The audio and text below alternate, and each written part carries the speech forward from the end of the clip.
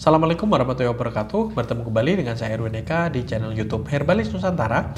Dan di video kali ini kita akan membahas tentang khasiat dari bunga kitolot untuk menyembuhkan mata minus. Jadi bunga kitolot ini sudah dimanfaatkan secara umum begitu ya, salah satunya untuk atau dipercaya atau diklaim sebagai atau berkhasiat untuk menyembuhkan mata minus, dan selain itu juga beberapa keluhan mata lain bisa dibantu dengan menggunakan bunga kitolot ini. Hanya saja ya, hal ini belum dibuktikan secara spesifik ya, perlu penelitian lebih lanjut, dan yang perlu diperhatikan adalah organ mata kita ini cukup vital ya.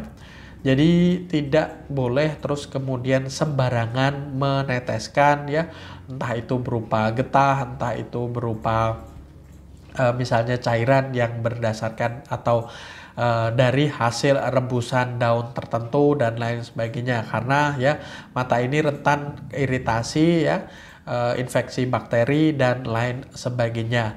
Nah, di peraturan pemerintah sendiri ya, rujukannya di Permenkes 61 tahun 2016 yang mengatur tentang layanan kesehatan tradisional empiris yang selama ini menjadi bahan acuan bagi kita para herbalis.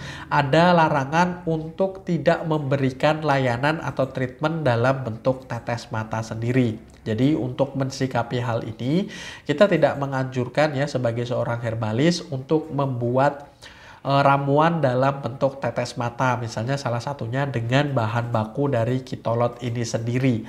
Jadi ya, kita sarankan untuk Anda sekali lagi untuk tidak secara sembarangan memberikan obat-obatan atau memberikan treatment ya bagi diri Anda sendiri maupun bagi orang lain yang berkaitan dengan organ mata. Misalnya ya, yang merupakan mensupport kesehatan mata namun bukan dalam bentuk tetes mata, misalnya dalam bentuk jamu untuk diminum, tidak masalah ya. Misalnya Anda menganjurkan untuk mengkonsumsi wortel misalnya, atau alpukat, atau tomat, atau buncis ya, makanan-makanan yang mengandung vitamin yang mampu untuk menutrisi kesehatan mata ya, itu boleh-boleh saja. Namun dalam bentuk tetes mata sebaiknya tidak Anda lakukan seperti itu, karena ya sangat berkaitan dengan kebersihan higienitas dari tetes mata tersebut ya, karena sangat rentan terjadi infeksi bakteri.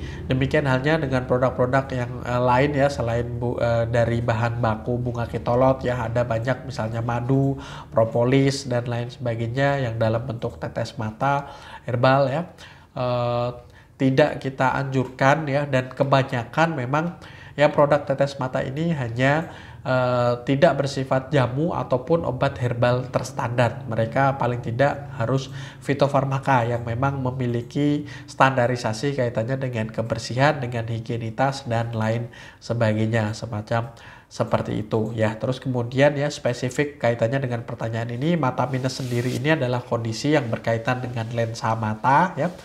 Jadi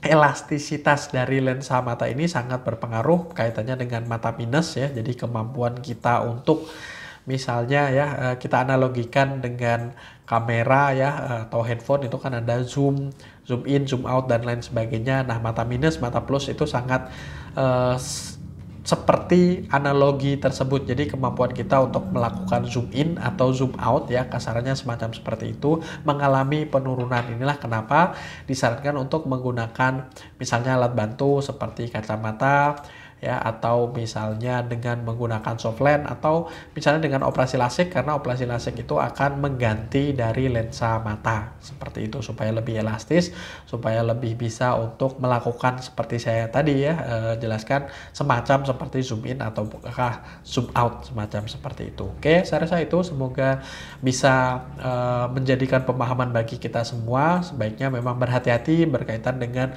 fungsi mata kita, fungsi penglihatan kita yang sangat penting ini ya.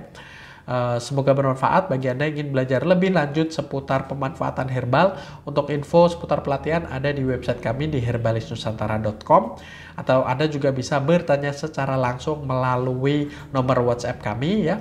Saya akhiri, wassalamualaikum warahmatullahi wabarakatuh.